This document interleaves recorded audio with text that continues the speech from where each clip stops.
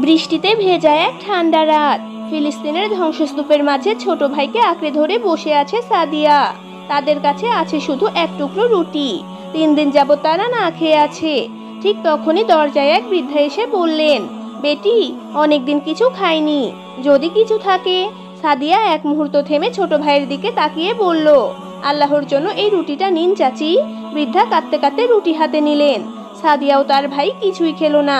সে বলল, ভাইয়া, আব্বু বলতেন, যারা দান করে আল্লাহ তাদের অভাব ফুরিয়ে দেন।